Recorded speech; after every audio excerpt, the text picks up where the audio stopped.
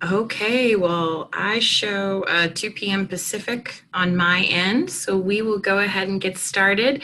Welcome, everyone. If this is your first session, welcome to the Ashford Teaching and Learning Conference. My name is Kate Johnson, and I am hosting this session today.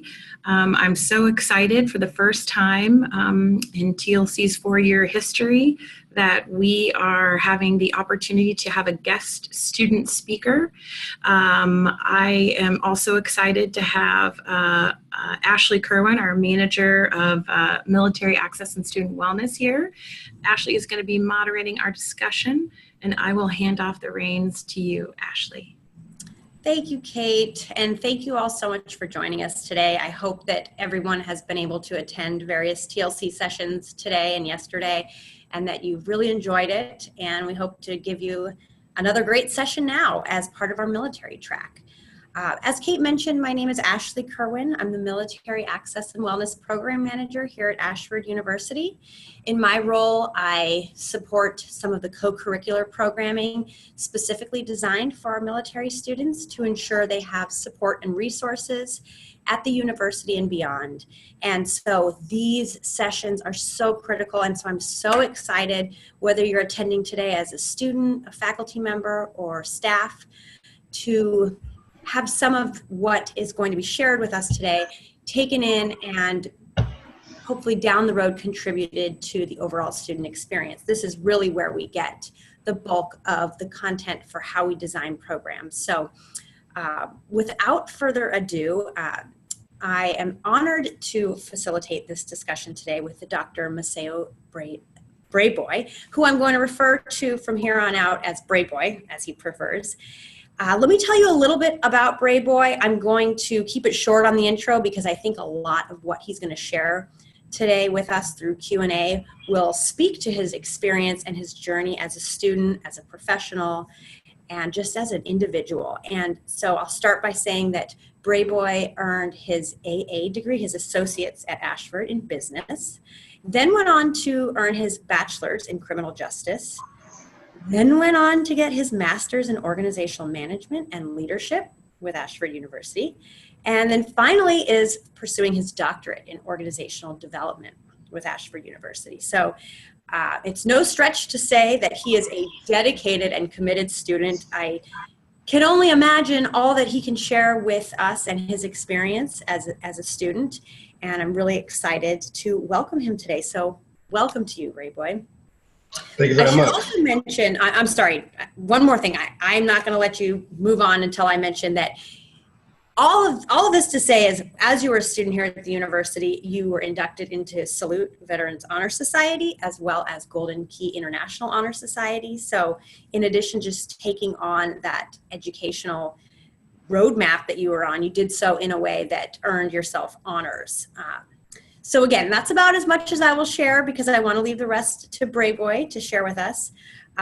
We will go through some Q&A today, and then we'll open it up at the end for any questions that the audience may have. So keep a lively chat going. We have individuals that are looking that over. So we'll just get started then. First of all, welcome, Brayboy. To get us started, can you share a little bit with us about your educational and professional background? Well, for the 9+ years, I've been enrolled in a university. I spent 5 years with Ashford University pursuing my associates, bachelor's and master's. And I had previous to that, or prior to that, I had 1 year at City College Chicago when I was in the Army. So I have a total of 10+ years pursuing my associate's, bachelor's, and master's, and currently my PhD. Since the University of the Rockies merged with Ashford, I'm now currently an Ashford University student. I'm a police officer. I've been in law enforcement since I began in 1983 in the United States Army as a military police correctional officer. And throughout the course of that time, I always felt the need to learn more, to pursue more education. And that's why I am. I'm currently in the as you may want to call it, the checkoff phases of my dissertation. It's a good place to be, I would imagine. Right, it is. So what a journey you have had over all of those years, both professionally and educationally. What was your experience like being able to go to work full-time and go to school online? And think about that in context to all of the years that you've been a student. What's changed? What does that look like? And how have you approached that? Well, Ashford University allowed that to happen. I was sitting in roll call one morning, 9 years ago, August made 9 years, and there was a representative from Ashford University who did a presentation. And at the end of her presentation, I asked her, what can Ashford do for me? And I spent a lot of hours on my off days, weekends off. I was off, we worked 4 days on, 3 days off. So, of course, the posts had to be were due on Thursday, and all written papers and assignments were due on Monday. I would spend my Sundays and Mondays writing and doing research.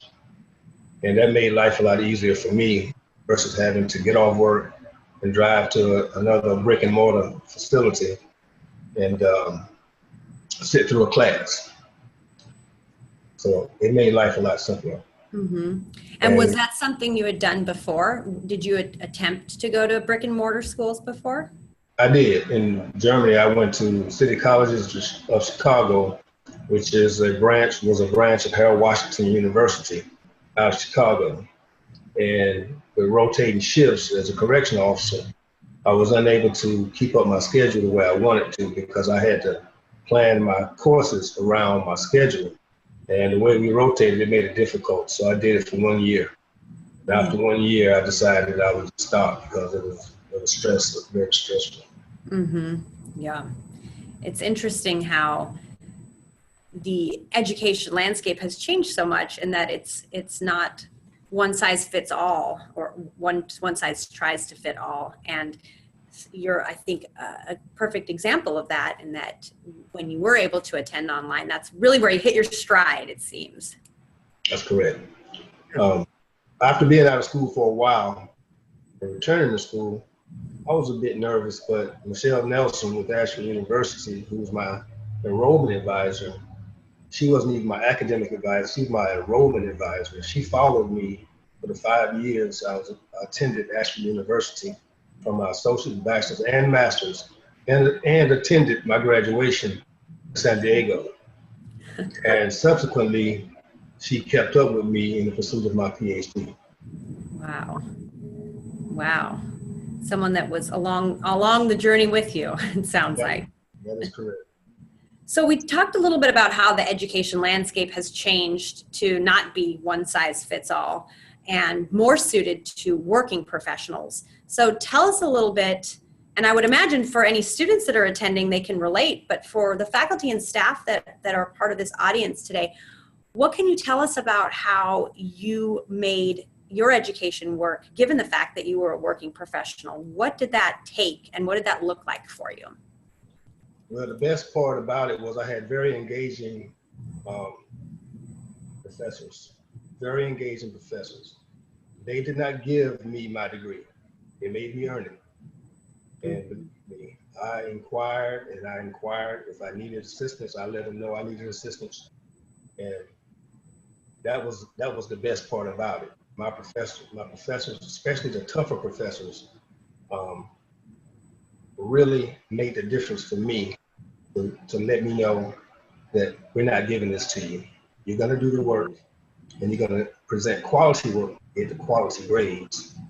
As a matter of fact, in my master's, that was when I had some of my toughest professors, and they made me pursue the best in me to present the best product, and that was what I endeavored to do.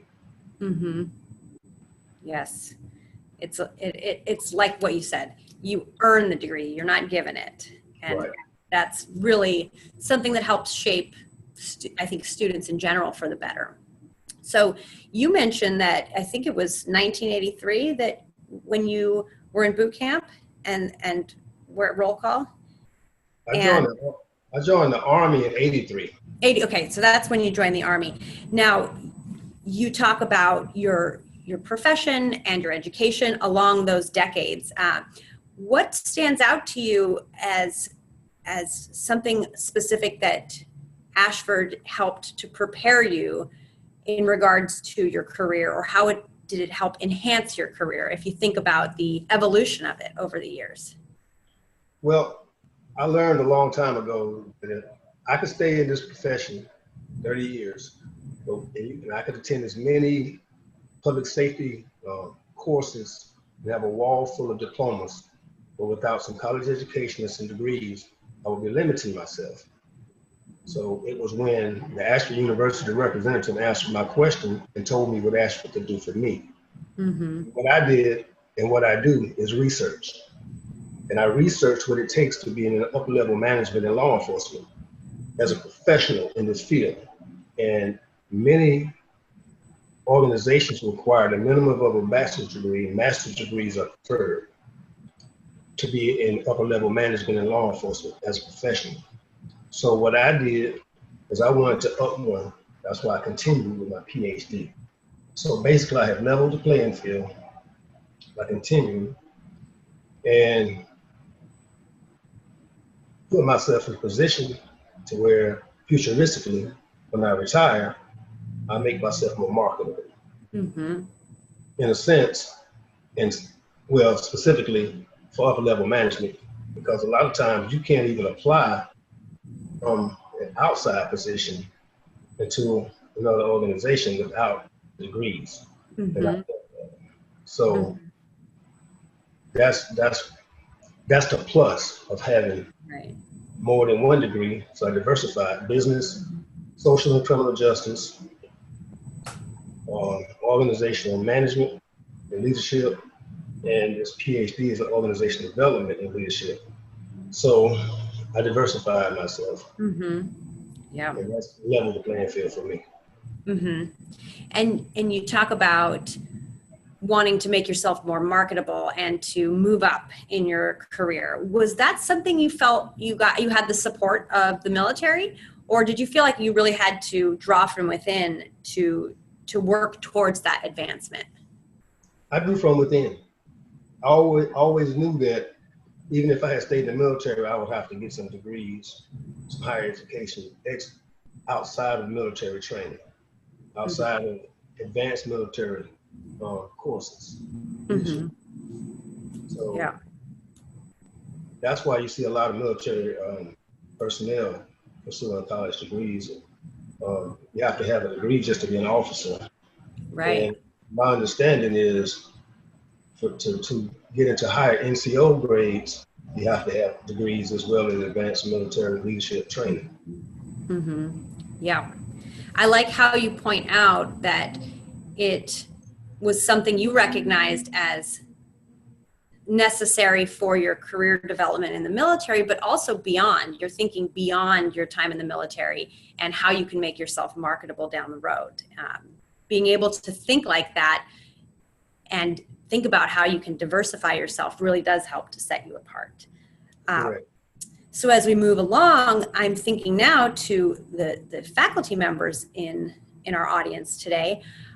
You mentioned a moment ago that really you had some amazing professors, especially in your master's program. I would imagine the evolution from your associates to your bachelor's and then master's to doctorate, that each step along the way you built upon what you learned before. And so my next question for you is, how do you feel your Ashford degrees prepared you for the master's program here at Ashford, and then of course beyond into your doctorate program? How were you equipped to keep building and be successful? Well, great professors push students who stay the course. Mm-hmm. You know, the associates, I'll tell you, my associates was probably my toughest degree. Mm. It was the toughest of all because I was getting back into the rhythm of school. Mm-hmm. After having been out of school for a while. So my associates prepared me for my bachelor's. get into the writing and research again, and then my bachelor's prepared me for my master's. Continuing to understand research and the dynamics of research. So my master's, with writing longer papers and doing more in-depth research, prepared me for my doctoral program. When I got into my doctoral program, I realized I didn't think along the way that I had learned a lot. I haven't been out of school as many years as I had been. And it really just broadened my perspective on education. And I like to use the term academic and scholarly because there's a difference. I like the idea of being promoted from an academic to a scholar. Yeah. And so I would imagine there's a number of faculty members in this audience today who are attending this session and others like it because they want to know from a student's firsthand account what is helpful. How can they support people for their students in a way that's meaningful? And you talk a lot about how the professors really had the biggest impact on you and pushed you. Is there anything specific that you can draw on from your time in any of your programs that professors did that you found to be really help shape you as a student? Yes, being available. And I understand that there's a time frame for responding to emails, but I like the fact that my professors were engaging. They made themselves available. They responded to my questions in a timely manner. And that's the biggest thing for a student who's doing, on Sunday, doing a research paper, or Saturday, or whatever day they're doing their research paper, that they have a question. And that's the biggest thing for me. Not feeling like I'm by myself in the course. Yeah, it really does make a big difference. And for any of you faculty members that are in the audience today, understanding that and knowing that the availability you offer to your students is probably more meaningful than you can even imagine. And this is a testament to that for sure. This is kind of as you think back on your time at Ashford in the years past and present, is there any advice you would give to current Ashford students, and specifically any transitioning military students, from the lens that you have and your perspective over the years? What would have been helpful for you, or what have you learned that you would like to pass along to other students and military students? Well, what I did for myself is I wanted to get degrees that would complement my career path. I didn't have to get I didn't have to get a criminal justice degree to be a police officer. So when I see young police officers and people coming into this field for the first time, or coming from another agency, I ask them, do you have any college? And if they have college, I ask them what the degree program is. And what I basically would tell anybody, go to school, pursue an education in the job you want, not the job you have. Because if you already have a job as a police officer, you don't really need a criminal justice degree. But if you want to stay in this field, it's okay to get one to complement the career path as far as the career development, but also you want to get a degree on where you want to go in life. That's why I got a social and criminal justice degree to complement my career. But I also went and changed paths and got a master's in organizational management and leadership, because ultimately that's where I want to go. So in pursuing my PhD, I got an organizational development and leadership, because not only do I want to manage, but the evolution of this career is going to need some more development. That's what my study has proved. It's more development because of the trends, because of the future generations, generational gaps, the way society views police, and the career of a police is very hard to get qualified candidates to come and stay in this field. So that's what my suggestion is: pursue the degree is going to take you where you want to go. Don't just get a degree to hang up on the wall. Mm-hmm. And that's what I would recommend to anyone. Pursue a degree that's going to take you to career path, going to develop your career, develop your career as you continue to go further along. Mm-hmm. So that encompasses thinking beyond where you are and where you would like to be. And that's really powerful. Is that something that you knew from the get-go, or did you learn that along the way? I projected myself into the mindset of being Dr. Brayboy and pursued the career path and the academic and scholarly path to be Dr. Brayboy. So that when I finished, I earned it. I projected myself there. And when I reached that milestone, then I've already completed the task of fulfilling what I set out to do. Mm-hmm. I think that that's something that whether you're a student listening to this today or anybody really, that you can take that and put into practice in anything that you do to help get you through those times that are challenging. That's correct. That's correct. How would you say your experience at Ashford, thinking all the way back to your associate's degree, which I really appreciate that you said that was probably your toughest degree, because I think for a lot of our students, going to school for the first time or after being out of school for a very long time is tough. So when you think back to the very beginning and then to where you are now, nearing the completion of your doctorate, what would you say is the biggest change that you've seen as an individual? How have you been changed through education? The way I think, the way I reason, the way I reason with words, the way I analyze situations and things.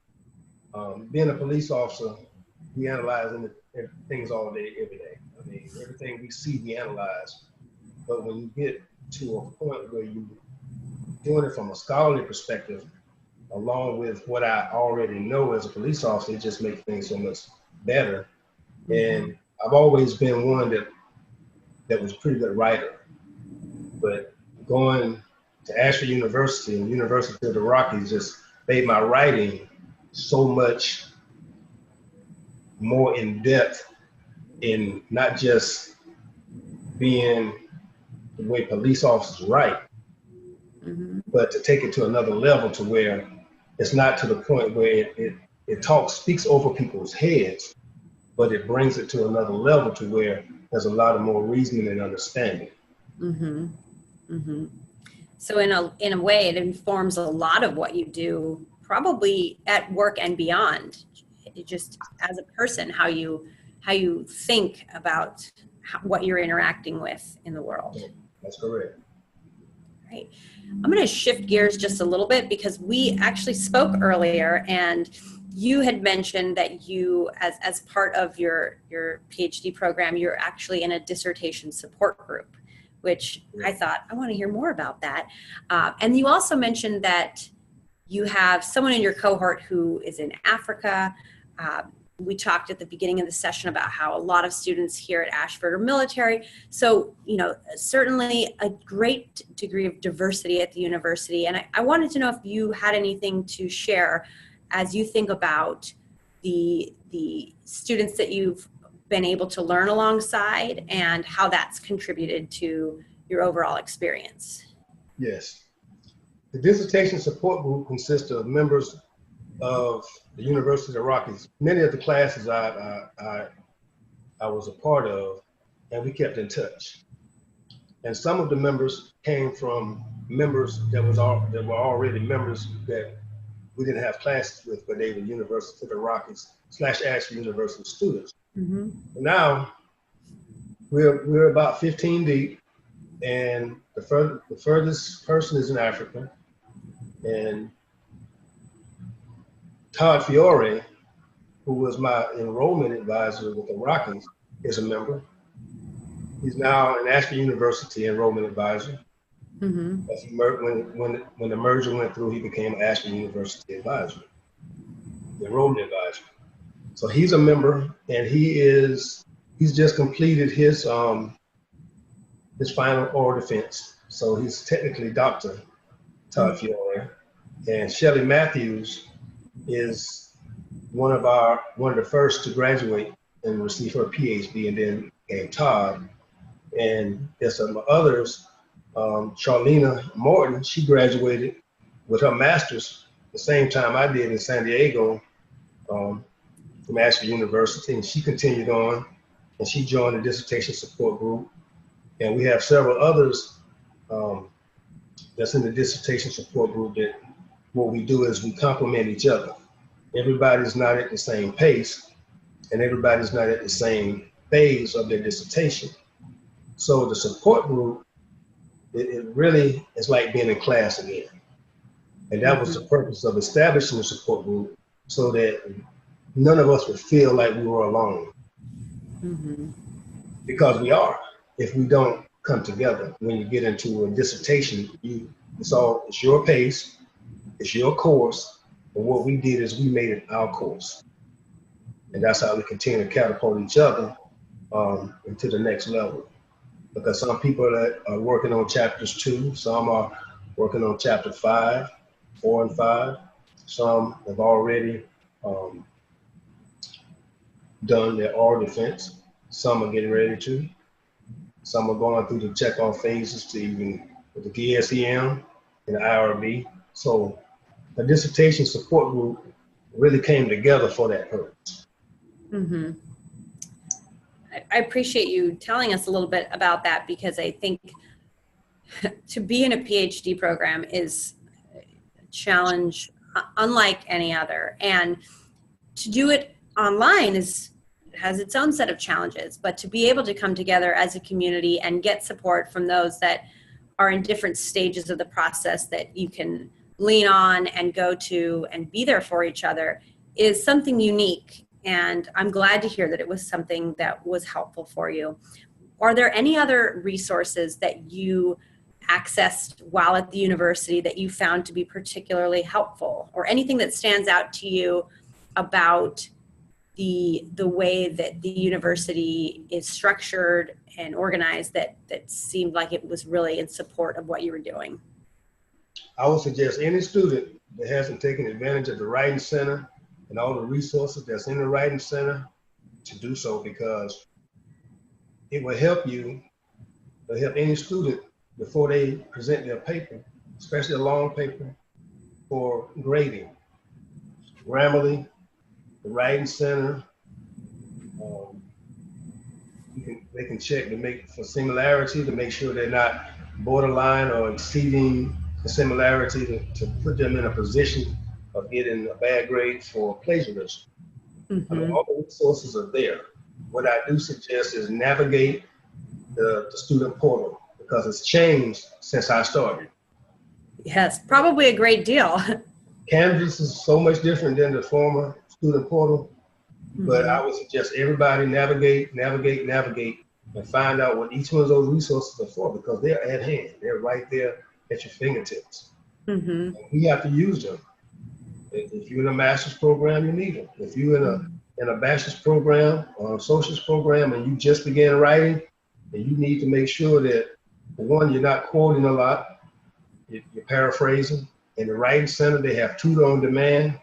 If you need a tutor, the tutors at the fingertips. ProQuest, the library, EBSCOhost is right there in the library. All that for the research, to make sure that we get quality material, is peer reviewed and not internet based, not www stuff, but some peer reviewed scholarly writings that we facilitate. It can be facilitated and incorporated into any papers. Yeah, I really appreciate that you mentioned all of those resources. We love hearing when students use those and find them helpful. But more importantly, I think it speaks to the ability that you have to seek out resources that require you to learn something new, require you to familiarize yourself with what's available. And then the piece that you mentioned about the shift to Canvas. If we know anything about the world around us, and technology in particular, is that things are always changing. And the attitude and the the way that you embrace that change in such a way that allows you to make the most of it is something that I think you or any student stands to gain a lot from. And so I really appreciate that, and I appreciate you sharing that. Right. Let's see. Well, I want to be sure we have enough time for any questions from our group, but there is one final question that I want to ask to kind of bring us full circle. In the beginning of our session today, you said that you remember at roll call that day where you said to the Ashford University representative, "What can Ashford do for me?" And so I'm wondering, all these years later, Brayboy, what has Ashford done for you? Have you answered that? Has that question been answered for you? Yes. Ashford allowed me the opportunity to pursue the education that I pursued and achieve the degrees that I pursued. Not so much at my time or my pace, but I didn't have to leave home to do so. I knew that on Mondays, the papers were due. So I knew that it was up to me to make sure that my papers were ready. And I knew that I had to make my responses, submit my discussions, and it had to be the evolution of everything made it to where we didn't just submit stuff. We had to actually do some research to submit whatever we submitted on Thursdays. And when we replied or responded, we had to make sure we responded with some academic responses or some scholarly responses. We weren't just putting material on paper just to say we responded. The responses had to be academic or scholarly, depending on your level or what degree program you're in. But what that does is that gets you as a student to not just think, well, how can I answer this question? But it prompts them to go and do more research. So that each student can engage another student. If you had to do two, you had to reply to two, you replied with some academic responses, but I used to like to respond to a lot more. And however many people were in the class, I tried to make sure I engaged all of my classmates. So that's how I was able to network and establish friendships and associations with other students. And basically that's how this dissertation support group came to life. Yeah. Well, before we open up to questions, do you have any final thoughts or anything else you want to share with this group today about your experience as a student? I would say this has been one of the best opportunities I've had. Before Ashford University had before Ashford University merged with the University of the Rockies, I inquired about a doctoral program. And that was 4.5 years ago. And they said it's in the future. The future has arrived.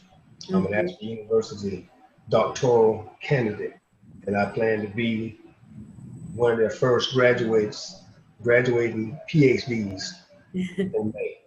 And how does it feel to say that? It feels great. I didn't even think about this when I was pursuing my associate's degree. I was basically picking up where I left off in the Army, and I'm gonna tell you how this played out. When I completed my associates, and 2 weeks later, I began my bachelor's. When I completed my bachelor's, 2 weeks later, I was in my master's. When I walked across the stage at the iWireless Center in Moline, I think it's Moline, Yep. I was already 3 months into my master's program. And when I finished my master's, I said to myself, I'm going to San Diego. I don't want to have classwork when I go. So I waited until I returned from my graduation in San Diego, and 2 weeks later, I was in my doctoral program. So it's all about the thirst, the hunger for what you want. It's not going to be given. It's not going to be a gift. But I promise you, every time I received a diploma, it just kept pushing me further and further along. And the more I pushed, the more I felt the push. And it just feels good to be able to say, I received that. And believe me, not only do I feel it, my parents feel it. They appreciate it. And I get a lot of compliments from my father to this day. and my mother, my sister and my brother, my spouse, my kids, and some of my fellow coworkers. And I think I've inspired quite a few because more people in my department, in my agency, are pursuing higher education. Currently, there's only 2 PhD candidates in my whole department. I'm one of them. Wow. That must feel like such an accomplishment. It does. Well, congratulations. Thank you. Thank you. Thank you so much for sharing with us today. I do want to open it up to the chat to see if there are any questions. So I do have a question from Dr. Poppy Fitch. Congratulations on your incredible journey. What will you do now that your Sundays are free? Well, I have about 269 days before I'm eligible to receive this pension from my current agency. Yes, I'm on the countdown. I'd say. That's how we did it in the military. When we would when I went to Germany, as soon as you get there, when you get to like 12 months out, you start counting backwards. But what I'm doing is I'm looking at opportunities to apply for other positions in upper level management. Mm-hmm. And I'm even considering maybe doing some online teaching or either public education. Mm-hmm. I did work as a school resource officer for about 17 months with the sheriff's office. And I worked in the school system, and I found out about some opportunities from some other PhDs that was in the building.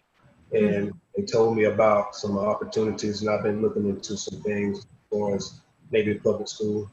But what my plans are, when people ask me, what are you going to do with that? I said, I want to see what doors open for Dr. Brayboy. Yeah.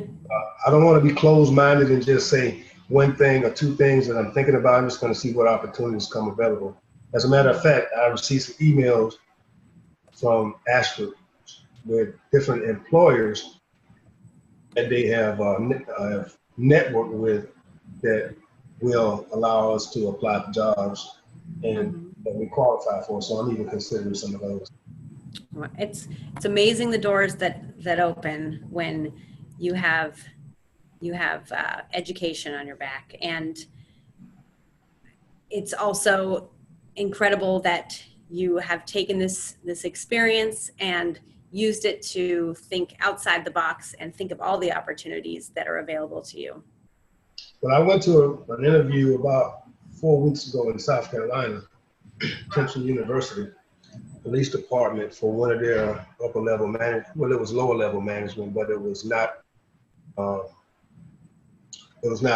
the road again, currently what I do, but it was in a leadership position, lower level management. And I was talking to this captain who asked me some questions. And one of the answers that I gave him that's pertained to education, and it was one of the quotes that I used and have used and posted in the dissertation support group, only the educated are free. Yeah, I borrowed that. I use inspirational quotes. I share with the members of the dissertation support group inspirational quotes. And I live by those inspirational quotes to get me through those days when, don't feel like doing the work, but the work is there. I have to keep moving. Yeah. Well, I thank you all so much for joining us, and I most appreciate you for sharing your experience with us today, Brayboy. I hope you have some time to look through the comments in the chat today, because there is a lot in there that is encouraging, and it's evident that people have been really impacted by what you've shared today, and we so appreciate it. And Can I share something with you? Absolutely. I do want to acknowledge Letitia Porter. She is one of our members in the dissertation support group. Gotta give that shout out. I shared it with the support group, and she said she would be here, so she's here. Thank you. Awesome. Awesome. Well, we're cheering you on too, Letitia. All right. Well, thank you so much again for joining us today. I hope you all enjoy the rest of your afternoon and your evening, and enjoy the rest of the conference. Thank you for your time. Thank you.